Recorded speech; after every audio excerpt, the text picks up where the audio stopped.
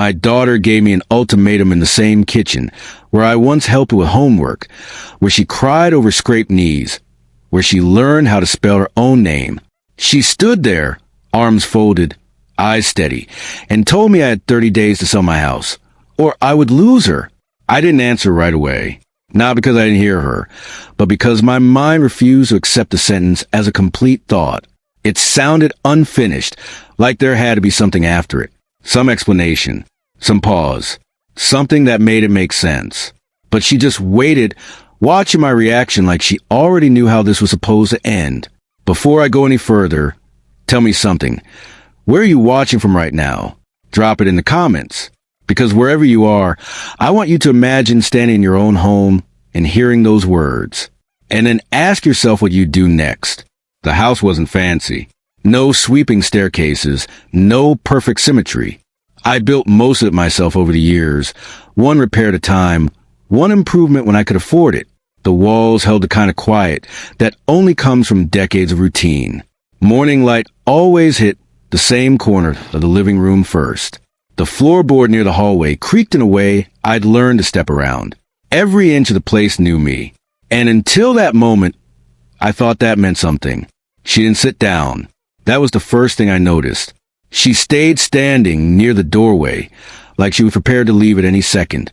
Like this was a transaction, not a conversation. Her coat was still on, keys in her hand. Small details, but they settled in my chest and refused to move. Dad, she said, soft and controlled, this isn't easy for me either. That sentence landed wrong. Not cruel, not loud, just rehearsed. Like she'd practiced in the car before coming inside. I nodded, waiting for the part where she explained what was happening. Instead, she took a breath and kept going. You need to sell the house, she said, and move closer to me. The words were neat, organized, no emotion spilling out of them. I felt my heart speed up anyway. I asked her why, because that's what parents do. We ask why. We try to understand. She hesitated for half a second, just long enough for me to notice, and then shook her head. I can't explain it right now, she said. You wouldn't understand. That was the second thing that stuck. Not that she couldn't explain it, that she wouldn't. She told me she'd already thought it through, that 30 days was fair, that she'd help me find a smaller place, something more appropriate. She said all of this while standing in the same room where she once taped drawings to the fridge. I stared at her, tried to match this calm, efficient woman with the child I remembered, and the gap between them felt wider than the room itself.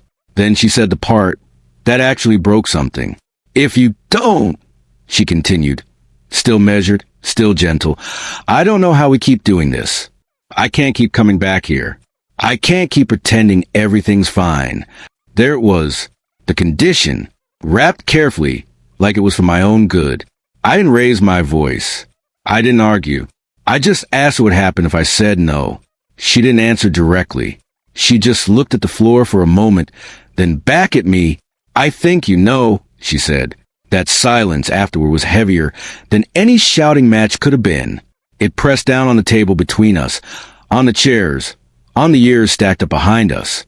I felt small in my own house, and that scared me more than the ultimatum itself. She framed it as concern, said she worried about me being stuck, about me being alone. She talked about my future like it was a problem that needed solving, not a life I was still living. And the more she spoke, the more I felt like I was being slowly erased from my own story. What she didn't do was ask me how I felt. She didn't ask what the house meant to me. She didn't ask what I wanted. She just explained how things are going to change and waited for me to catch up. I remember noticing the calendar on the wall behind her. One square already had a small circle drawn around a date a month away. I couldn't remember putting it there. And that's when I realized she hadn't come to talk. She'd come to deliver something. She left before I gave her an answer, said she needed time to let me think, gave me a quick hug that didn't quite reach her shoulders. Then she was gone, the door closing behind her with a click that echoed longer than it should have. I stood there for a while, listening to the house settle, to the familiar sounds I'd never paid attention to before. And for the first time since I'd lived there, the place felt uncertain, like it was waiting to see what I'd do next. That night, my phone buzzed. A message from her. Short, polite, practical. She thanked me for listening. Said she hoped I'd make the right decision. I stared at the screen, rereading those words, and wondered when love had started sounding like a deadline. If you were in my position, what would you do? Comment below, or stand your ground. I didn't know my answer yet, but something inside me had already started shifting. Because what she didn't realize, what she couldn't see yet, was that this wasn't just an ultimatum. It was the beginning of something she hadn't planned for at all. And I was about to find out why she really wanted that house gone. I tried to sleep that night, but the house wouldn't let me. Every sound felt louder, sharper, like it was testing whether I still belonged there. The refrigerator hummed. The old clock in the hallway clicked forward 1 second at a time, counting down to a decision I hadn't agreed to make yet. By morning, I realized something else was wrong. My phone was quiet. Normally, my daughter would send a follow-up message. Something warm. Something that softened whatever tension came before. This time, there was nothing. No, did you think about it? No, I love you. Just silence. And somehow, that silence felt deliberate. I made coffee and stood at the kitchen counter, staring at the same spot where she'd stood the day before. I replayed the conversation again and again, each time noticing a new detail. The way she'd already had answers ready. The way she'd avoided certain questions. The way she'd said 30 days like she'd already been counting.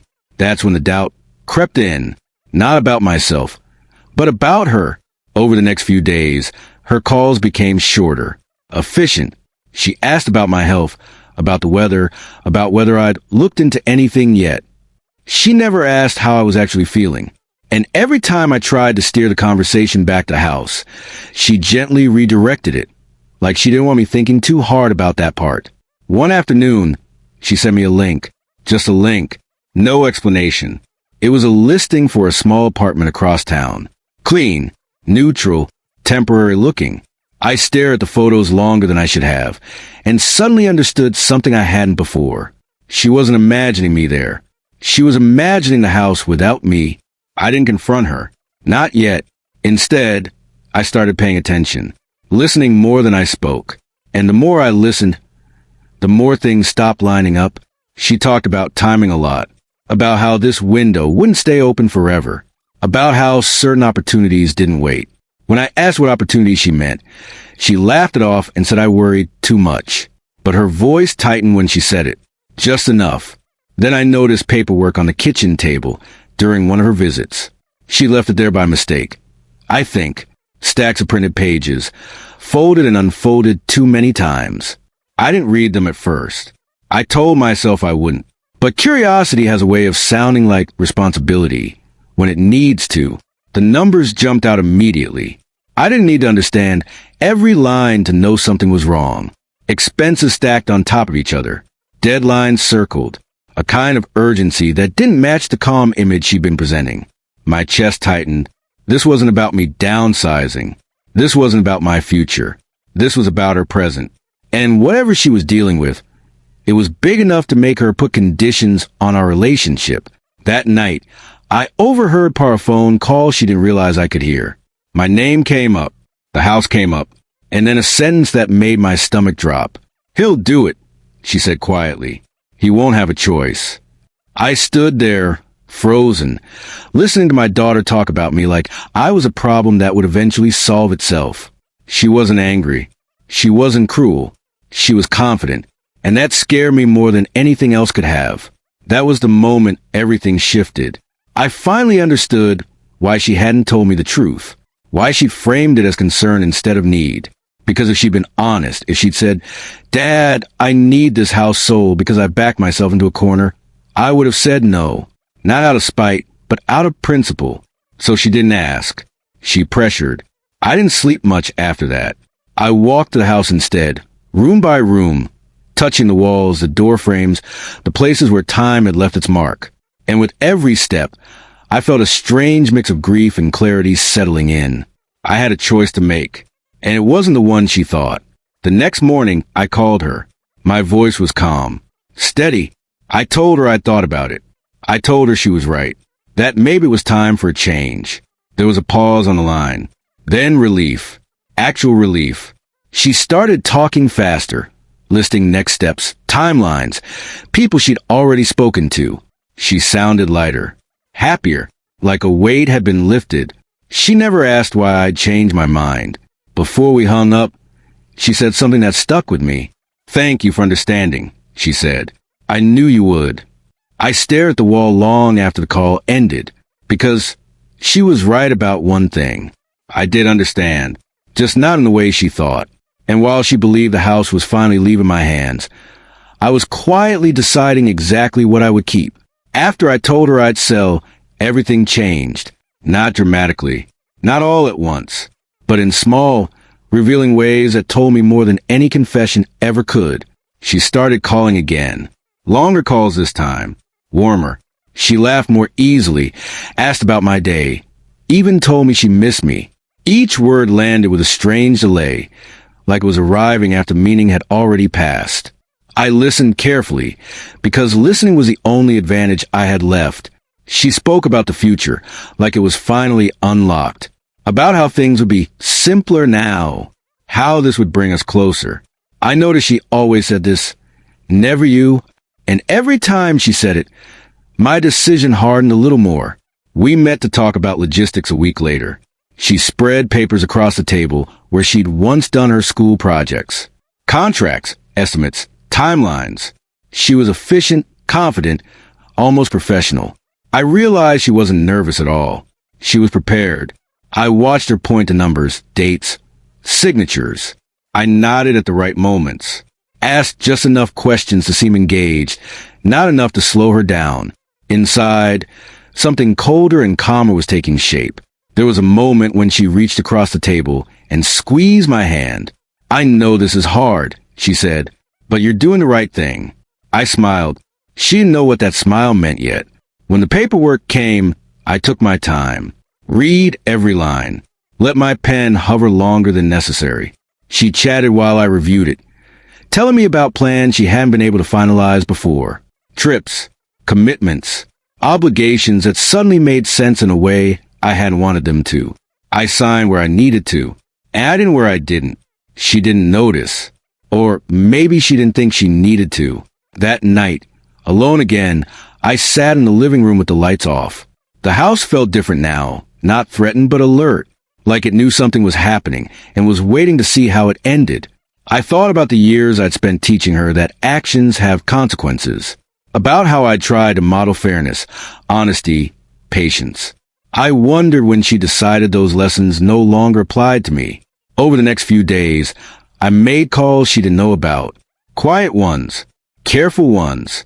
Each conversation closed one door and opened another. Each decision felt heavier than the last, but also clearer. I wasn't acting out of anger. I wasn't trying to hurt her. I was protecting something she hadn't considered worth protecting. My independence. She sent me a message one afternoon asking if everything was on track. I told her yes. That was true, just not in the way she assumed. Before I go any further, let me ask you something. Have you ever agreed to something while knowing, deep down, that the other person had completely misunderstood your agreement? Comment below if you have, because that's a lonely place to stand. The call came 3 days later. She was breathless, words tumbling over each other. Something wasn't right. A delay. A complication. She asked me what I'd signed. Asked me if I was sure. The confidence I'd heard in her voice for weeks was gone, replaced by something sharp and frantic. I told her we should talk in person. When she arrived, she didn't take her coat off this time. She paced. Asked questions I didn't answer right away. The room felt smaller with her in it, like the walls were leaning in to listen. "What did you do?" she finally asked. I looked at her then, really looked at her, and saw not a villain, not a monster, but someone who had mistaken leverage for love. And for the first time, I understood how dangerous that confusion could be. "I made a choice," I said calmly. She stared at me, waiting for more, for an explanation that would fix things, for words she could still work around. But I didn't give them to her. Not yet, because the truth was already moving toward her. And when it arrived, there would be no negotiating it away. She didn't realize it then, but the ultimatum she'd given me had already expired. And in just a few hours, she was going to understand exactly what it cost her. She didn't sit down. She stood in the middle of the living room, coat still on, eyes moving around like she was seeing the house for the first time and realizing it wasn't slipping away the way she planned. Her phone was clenched in her hand, so tightly her knuckles had gone pale. "Dad," she said, trying to keep her voice even. "Someone just told me the sale isn't going the way it's supposed to." I didn't answer right away. I went to the kitchen instead, poured myself a glass of water, and took a slow sip. I wanted her to feel the waiting, not as punishment, but as reality. This was what it felt like when decisions weren't instant anymore. "What do you mean, not the way it's supposed to?" she asked, following me. "Did you change something?" I set the glass down and finally looked at her. Really looked. The confidence she'd carried for weeks was gone. In its place was fear, not of losing money, not of inconvenience, but of losing control. And that was the moment I knew I'd done the right thing. "I didn't change anything," I said. "I just didn't give up everything." Her eyes narrowed. "That doesn't make sense." "It does," I replied. "You just never expected to hear it." She started talking quickly then, words overlapping, explanations tumbling out. She said it was complicated, that she'd been under pressure, that she hadn't meant to hurt me, that she was doing what she thought was best for everyone. Each sentence was an attempt to rewind time back to before I understood the truth. I let her talk. When she finally stopped, the room felt thick with everything she hadn't said sooner. "You knew," I said quietly. "You knew if you told me the real reason. I'd say no." She didn't deny it. That silence was answer enough. "So you decided to force me." I continued. "You decided my love was something you could bargain with." "That's not fair," she said too quickly. "I didn't force you." "You gave me a deadline," I replied, "and you attached yourself to it." She flinched at that, not because it was cruel, but because it was accurate. I told her then, calmly, without raising my voice, that I wasn't selling the house the way she needed it sold, that I'd protected my right to live there, that I'd made arrangements she couldn't undo. I didn't go into legal details. I didn't need to. What mattered wasn't the paperwork. It was the boundary. Her face drained of color as the implications settled in. The plans she'd built on certainty suddenly had nothing solid under them. "You can't do this," she said. "You said you'd help me." "I did help you," I answered, just not by disappearing. That was when the anger came. Sharp, sudden, desperate. She accused me of sabotaging her, of choosing a building over my own child, of being stubborn, selfish, stuck in the past. The words came fast. Each one meant to land hard enough to make me retreat. I listened until she ran out. Then I said the thing I'd been carrying with me for weeks. "I didn't choose the house over you," I said. "I chose myself. And those are not the same thing." She stared at me like she didn't recognize the person standing in front of her. Maybe she didn't. Maybe the version of me she'd been dealing with, the accommodating one, the always available one, was gone now. "You taught me that love isn't conditional," I continued. "You taught me that when someone needs help, you don't trap them into giving it.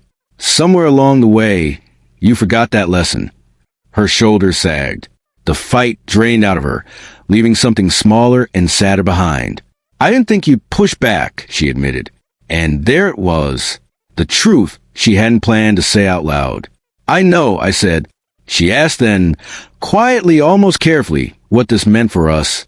The question hung between us, fragile and heavy. I realized she was afraid now, not of losing the house, but of losing the version of our relationship where she held all the leverage. "It means things can't go back to the way they were." I told her, "I won't accept ultimatums anymore. Not from you, not from anyone." She nodded slowly, like she was absorbing a loss she couldn't argue with. I didn't tell her to leave. I didn't tell her to stay. She made that choice herself after a long silence, picking up her keys and pausing at the door like she wanted to say something else. But whatever it was, she didn't. After she left, the house felt different again. Not threatened, not uncertain, just quiet, honest. I sat in the same chair I'd sat in every evening for years and realized something surprising. I wasn't angry. I was sad, yes, disappointed, but also steady, grounded, like I'd finally stopped shrinking to fit someone else's expectations. Days passed, then weeks. Our conversations became careful, spaced out, less demanding. She never apologized outright, but she stopped pushing, stopped framing requests as necessities. And in that space, something new formed, not closeness, but respect. I don't know if she'll ever fully understand what she asked of me, or what she risked losing. But I do know this. Love that survives only when conditions are met isn't love at all. It's leverage. The house is still here. The creaky floorboard, the morning light, the quiet reminders of a life lived on my own terms. And every time I walk through these rooms, I remember that choosing yourself doesn't mean abandoning others. Sometimes, it just means refusing to disappear for them. If this story made you think about your own boundaries, let me know in the comments. And if you're still here, thank you for listening. Because some choices don't look powerful from the outside, but they change everything on the inside. And this one did.